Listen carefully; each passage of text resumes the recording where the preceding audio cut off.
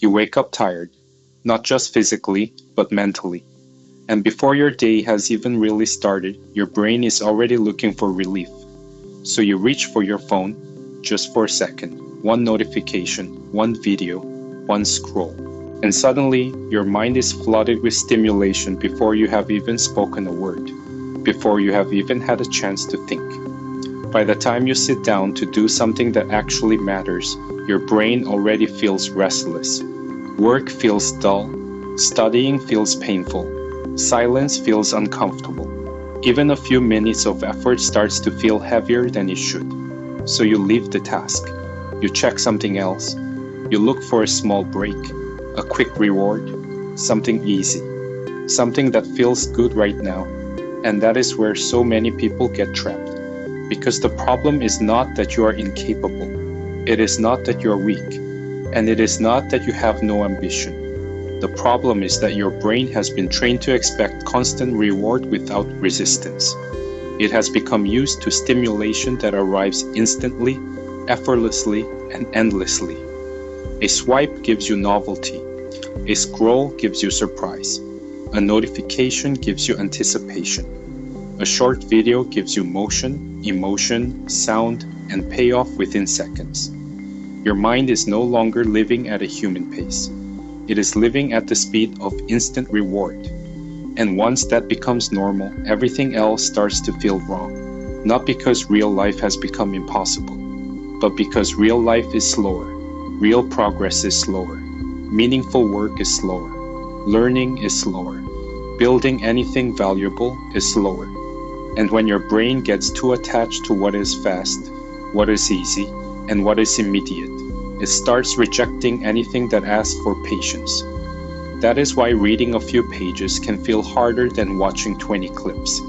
That is why sitting alone with your thoughts can feel unbearable. That is why a task you know you should do can feel strangely painful before you even begin. It is not always laziness.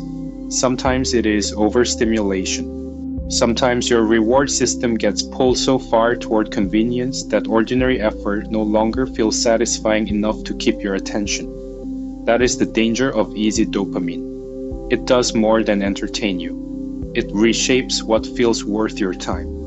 Your mind starts chasing what is quick, easy, and stimulating, while anything slower begins to feel harder than it should. And the more often you follow that pattern, the more automatic it becomes. That is why so many people feel stuck. Not because they do not want a better life, but because their brain has been trained to avoid the discomfort that a better life requires.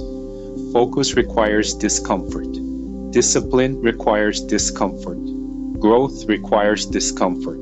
Not extreme pain, just the ordinary discomfort of waiting, trying, repeating, struggling, and not being rewarded right away.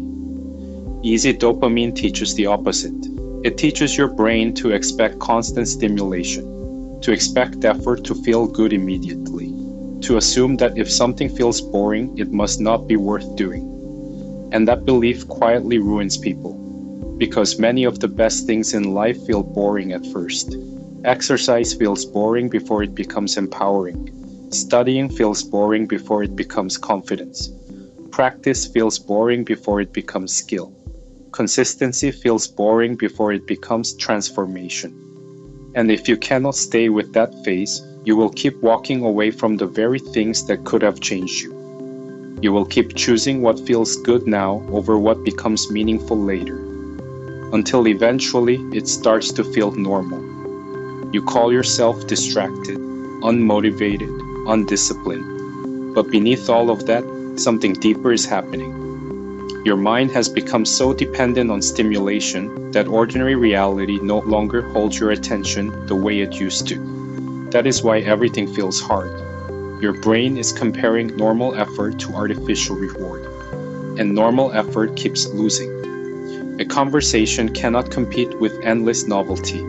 A book cannot compete with an algorithm built to hold your attention. A long-term goal cannot compete with the reward you can reach in seconds. And if you do not see that clearly, you will keep blaming yourself for a pattern that is being reinforced every day. So what do? You are not trying to erase pleasure from your life. You are trying to stop letting instant reward control your mind. You have to reduce the meaningless stimulation that keeps hijacking your attention. You have to stop answering every urge the moment it appears. You have to let your mind sit in moments where nothing exciting is happening, without instantly trying to escape. Because boredom is not the enemy. Boredom is often the doorway back to depth. And when you stop drowning your brain in constant input, things begin to change. Your attention starts to recover. Your thoughts become clearer. Your nervous system becomes less frantic. Simple things stop feeling so unbearably flat. Not because life suddenly becomes more exciting, but because your brain stops expecting everything to feel like entertainment. That is the shift. You have to teach your mind that not every moment needs a reward. Not every task needs excitement. Not every second of discomfort needs to be escaped. Some of the most important parts of life will feel ordinary while you are building them. That does not make them meaningless, it makes them real. So if everything feels harder lately, if your attention is fractured, your patience is weaker, and your goals feel heavier than they used to, look closely at what your brain has been consuming. Because once your mind becomes addicted to easy dopamine, effort starts to feel unnatural. Stillness feels empty. Work feels painful. Progress feels too slow. But that can change. Your brain can adapt in both directions. It can be trained toward distraction, and it can be trained back toward focus, patience, discipline, and a life that is no longer controlled by every impulse. So protect your attention, guard your boredom, learn how to sit still long enough for your mind to remember what real reward feels like. Because the moment you stop needing constant stimulation, you stop being controlled by it. And when that happens, hard things do not disappear, but they stop feeling impossible.